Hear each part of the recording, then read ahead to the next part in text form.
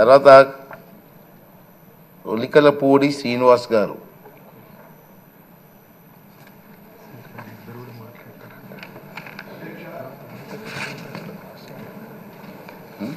ఈ స్థానంలో నిలబడి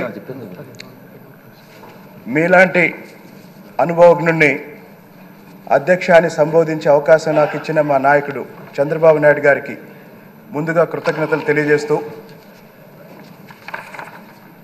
నిన్న సభాపతిగా మీ పేరు ప్రతిపాదించినప్పుడు ఈ సభలో ఉన్న సీనియర్స్లో మీరు ఒకరు అనుకున్నాను. కానీ ఈరోజు మీ గురించి విన్న తర్వాత 7 సార్లు శాసనసభ్యులు, ఒకసారి లోక్సభ సభ్యులు, 4 సార్లు అంటే 16 సంవత్సరాలు మంత్రిగా పనిచేసిన మీకంటే అర్హులు ఎవరు ఉంటారని ఇప్పుడు అర్థమైంది. అయితే మనందరూ ఒక విషయం ఇష్టం లేకపోయినా మాట్లాడుకుంటున్న విషయం ఏంటంటే ప్రతిపక్షం గురించి. ప్రతిపక్షం, ప్రజాపక్షం, ఈ 2 పదాలు గుర్తుపెట్టుకోమని అందరికీ విజ్ఞప్తి చేస్తున్నా. ఇక్కడ మంత్రులుగా ఉన్నవాళ్ళు ప్రభుత్వ పక్షం, ఆ తర్వాత రాష్ట్రంలో 175 నియోజకవర్గాల్లో ఉన్న సమస్యల గురించి వినిపించే మిగతా వాళ్ళంతా ప్రజాపక్షం. ఇక్కడ ప్రతిపక్షం లేదు. ఈ రాష్ట్ర చరిత్రలో ఎప్పుడూ జరగని అంత విధ్వంసం గత 5 ఏళ్లుగా జరిగింది. మరి ఈ 5 సంవత్సరాల విధ్వంసంలో మెజారిటీ బాధితులు ఎస్సీలు, ఎస్టీలు, బీసీలు, మైనార్టీలు. అమరావతి రైతులతో పాటు గత ప్రభుత్వ అరాచక పాలన వల్ల అంతకుముందు ప్రతి ప్రభుత్వంలో అమలు జరుగుతున్న అనేక సంక్షేమ కార్యక్రమాల్ని, అనేక అభివృద్ధి కార్యక్రమాల్ని ఎస్సీలు, ఎస్టీలు, బీసీలు, మైనార్టీలు పోగొట్టుకున్నారు, కోల్పోయారు అధ్యక్ష.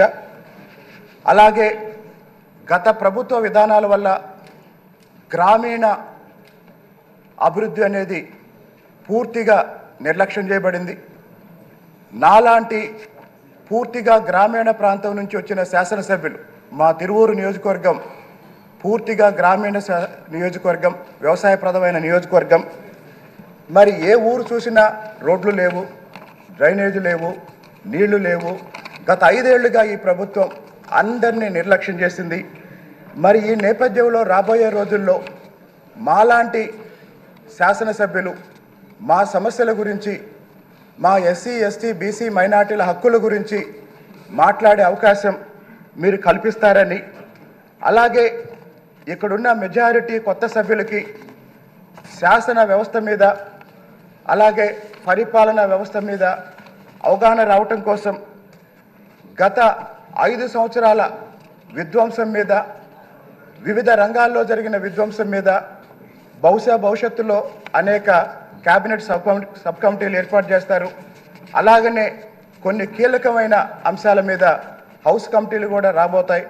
అలాంటి కమిటీల్లో మాలాంటి కొత్త వాళ్ళకు అవకాశం ఇచ్చి పరిపాలనలో మమ్మల్ని కూడా ఇన్వాల్వ్ చేసి ఏ ఆకాంక్షల ప్రకారం అయితే మనందరినీ ఇక్కడికి ఎన్నుకొని ప్రజలు పంపించారో, ఫలితాలు వచ్చిన రోజే సభానాయకులు చెప్పారు, ఇది అధికారం కాదు బాధ్యత అని.